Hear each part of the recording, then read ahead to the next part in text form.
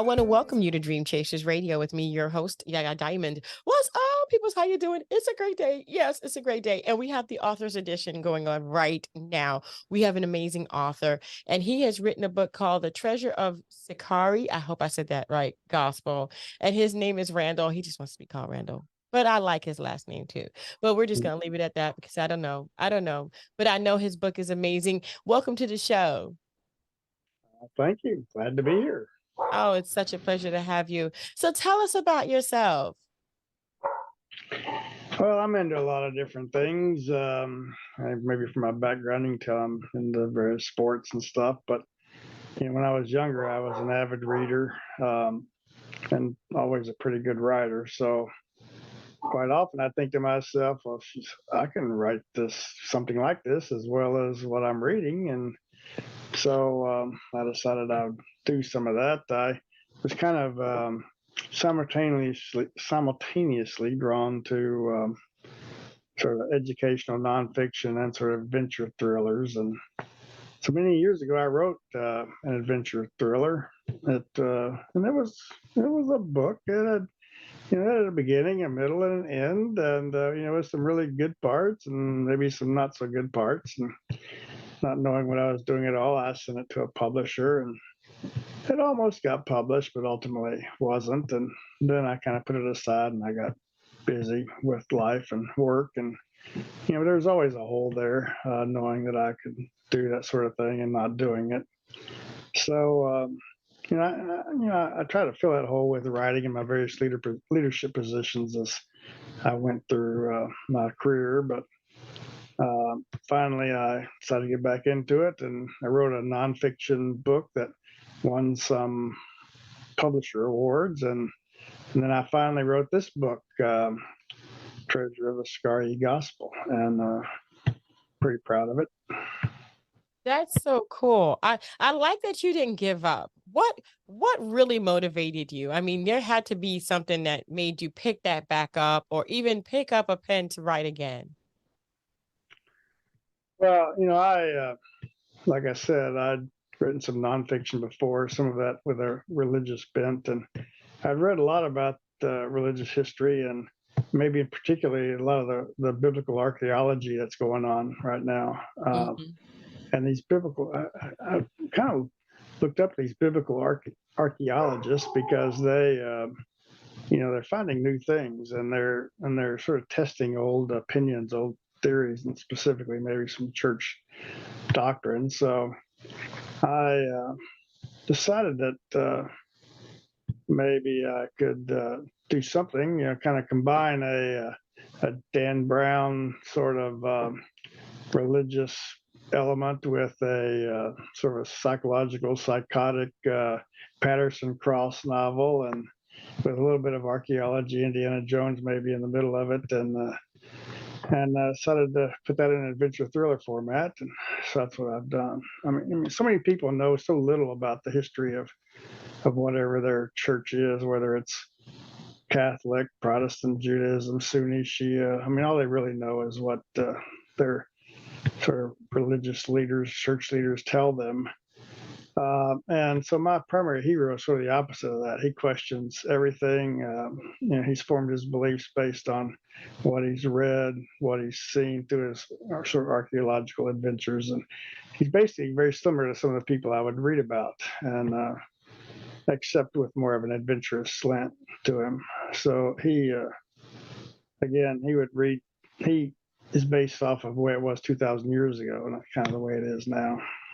So you're sharing the beliefs in the book? Yeah, I mean, some of these beliefs are mine, some of them aren't, but it's consistent with the way these people think, the way these sort of new religious historians, archaeologists think. So, I mean, they're very knowledgeable about the latest archaeological finds. They again, are very educated on the way people were writing about these things 2,000 years ago or 1900 years ago, not the way it is today. And so, the church that we have today is really based off of of the Roman Church, right? But that was established in the 4th century. I mean, the original church, the 1st century church, was Jewish, right? And the leader of that church was James, the brother of Jesus, and not Peter, not Paul, but James. And after James' death, it was Simon, Simon the Zealot, another brother of Jesus, and so essentially, consistent with practices in the Middle East, they were forming a caliphate, based on Jesus's heirs. And when Paul decided to, establish sort of this Gentile church, this Gentile mission, he had to go to James for approval. I mean, because James was the head of the church. And historic ruling, James ruled that they just had to follow the ways of God-fearers. God-fearers were non-Jews that wanted to worship in the Jewish way, but not necessarily be circumcised, not go all the way in. And so they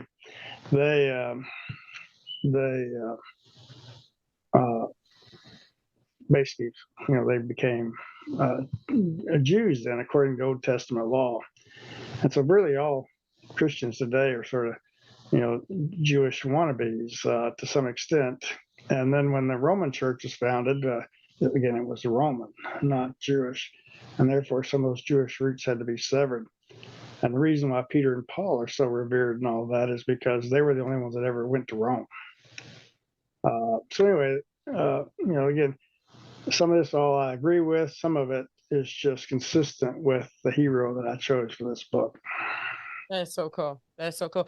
Some of the Palestinian elements in this book are right out of the current headlines. Is that coincidental?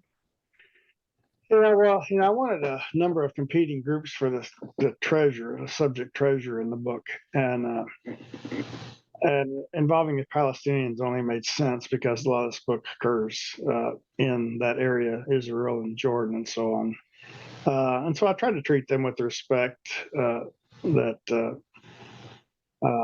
I tried to treat them with respect, and I tried to represent their beliefs objectively. I mean, their leader is very intelligent and effective leader. He's driven by revenge of family loss. So many of them are, and and and though the current Palestinians aren't descendants from the Philistines of old and all, the same sort of conflicts been going on in the area for 3,000 years. And in my book, again, my hero says it's been going on for 3,000 years, and it's not gonna stop anytime soon. As we can see with the current headlines, I guess we'll see what happens from there. Yeah, definitely. You believe you're balanced on these religious views? I mean, they're all different. Well, the book is written from a whole lot of different perspectives, and I'm very comfortable writing from different perspectives. So it has multiple points of view, and so whenever I'm in a different perspective, I am in that perspective. So I'm able to compartmentalize. I'm able to separate, and then I reference these different point of views the way that I think they would be thought about, the way they'd be represented. Without any kind of bias. And so even the most violent justify their positions and some sort of rationalization, some sort of logic. And and all of these different groups have motivations that make perfect sense to them. So I try to bring out that sort of logic and that sort of sense. I mean, again, the Catholic Church, Judaism, Islam. I mean, they all worship the same God of Abraham, and they all have their extremist fringes, but they're all working very different ways to get to heaven. So, Yeah, definitely. Okay, so the treasure that is in question is the Copper Scroll treasure. Tell me about that Copper Scroll. Don't forget to follow us on YouTube and Instagram. Thank you for watching. have you ever heard of the Dead Sea Scrolls? Right? I mean, because Yes. the Copper Scroll was one of the Dead Sea Scrolls, and probably one of the Ah, oddest of the Dead Sea Scrolls. Most of them are written on papyrus or some sort of animal skin or something, but this was written on copper. It was found in 1952 along a lot of other Dead Sea Scrolls, and it was found in the I think it was the 15th scroll found in the third cave. So it was given the name like 3Q15, meaning like cave 3 in Qumran, and the 15th scroll is found in something obscure. But it was copper, and copper was very valuable, so they knew it had to be something special. But it was all encrusted and corroded and very flimsy. So they couldn't, not only could they not see anything, they couldn't open the scroll without damaging it. So they finally figured, like 3 years later, finally figured out that if they used a very fine saw, they could cut it up into pieces. And so that's what they did. I think they cut each section up into about 23 pieces. And then, so basically they unrolled it by cutting it into pieces, putting them side by side.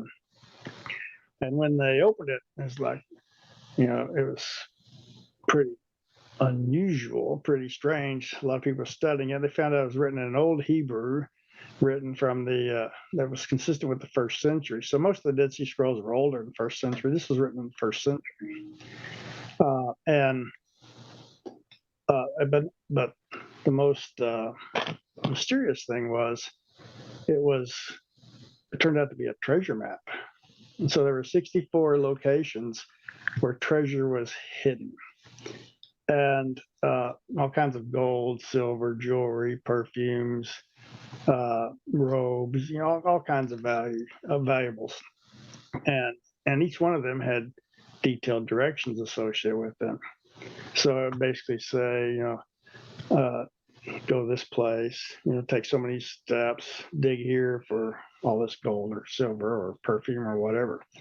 So the treasure map, very clear treasure map, except it wasn't very clear because the clues were written in a way that you'd have to know a whole lot about the reader. You'd have to basically it was written in such a way as like, go to where the barn used to be, then turn right and go to where Aaron and Miriam were married, and then dig here. I mean, so you'd have to know where the barn was. You have to know where Aaron and Miriam got married. It's all this kind of obscure clues.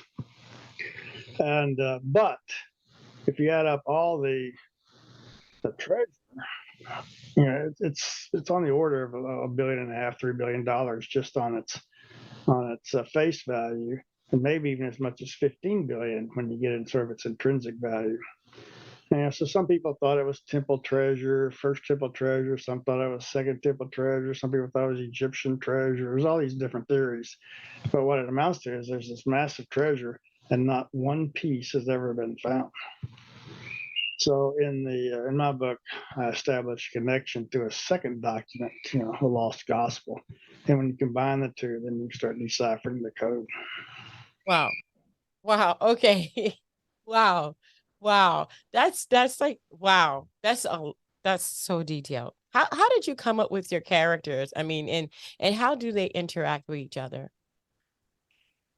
Well, I mean, like I said before, I really got into these sort of religious, biblical sort of archaeologists. And so the main character is one of them, an archaeologist, and with his, again, very established beliefs that aren't necessarily mainstream. And then, of course, someone needed to bring him this lost gospel. And so I brought in an old college girlfriend. And then, I needed the various conflicts. So I brought in a group that wanted to suppress anything that would throw doubt on, official doctrine.